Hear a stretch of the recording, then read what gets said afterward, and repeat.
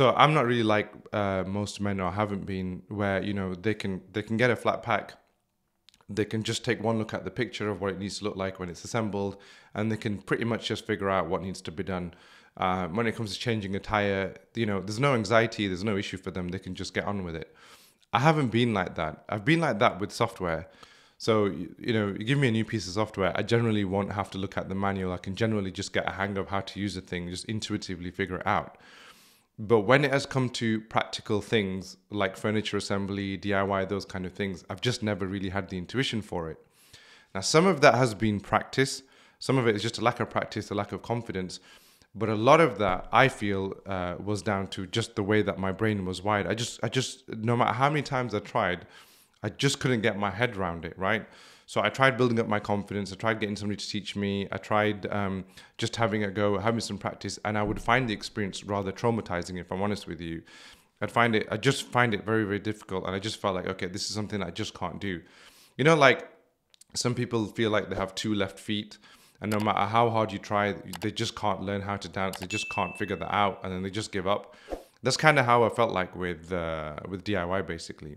Until a couple of years ago. I moved up a few years ago from London to Nottingham, and I brought my TV with me. I set it up in the living room, and I had to take the base off.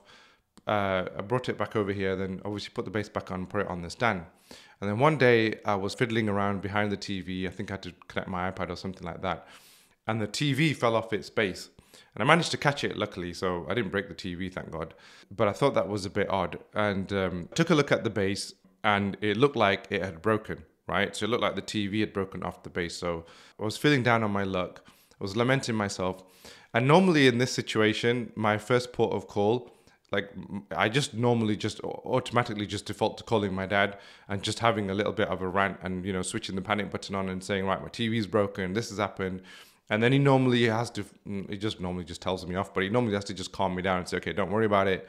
We'll figure it out, because he doesn't live nearby. He lives quite a bit away. And so I had envisioned myself calling him and saying, right, the TV's broken, the stand's broken. Can you help me figure out where to get a new stand? That's what I was thinking. But something just occurred to me, and I thought, let me just have a look at this TV. Let me just have a look at the stand. And I realized it hadn't actually been put together properly. It actually been screwed in the wrong way around. So I got my screwdriver out, took the screws out, put the screws in the correct way, and it's been fine ever since. But what's different from this particular experience to before is that, first of all, obviously I didn't call my dad. I didn't have the panic button, but I was intuitively able to figure out what was wrong with it, right? And I put that down to a course of mushrooms that I had started, non-psychedelic mushrooms. They're not magic mushrooms or anything like that. They're not psychedelic. I was on a course of reishi mushroom and cordyceps, and I'd been on those for a couple of months. And I had been noticing, I've just intuitively been feeling like something was changing in my brain. And I thought, okay, maybe it's just a one-off thing. But there was some part of me that felt like something's different here, because this experience wasn't traumatizing. I normally get traumatized by these things. And I just got over it. And then since then, I've had a few occasions where I've had to do a little bit of DIY, and then especially when I've come into the studio and I've pretty much just set everything up myself, down from the mic arm to setting up the umbrellas to building the coffee table, all those kind of things, getting these plants. This kind of stuff for me would be nerve-wracking for me ordinarily, and it was a bit nerve-wracking even this time. But I was able to get over it, and this time it actually built my confidence up. It didn't traumatize me and kind of just leave me feeling like, oh, this is something I'll just never be able to do. My confidence has now gone up. I feel like, okay, I can handle just basic DIY tasks now, like a guy should be able to. Not to feed the stereotype, but a guy should be able to do those things. And I do feel like I can do it now.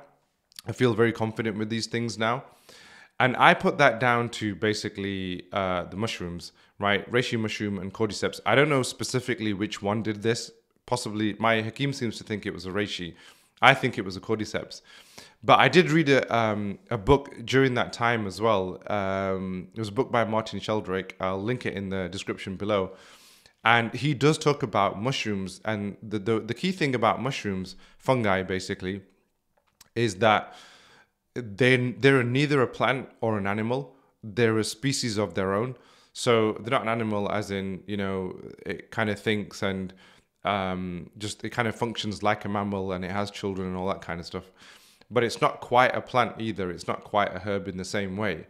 It seems to be a species on its own. And one of the most remarkable things about fungi is apparently the fungi have been around for millions of years, since the beginning of time.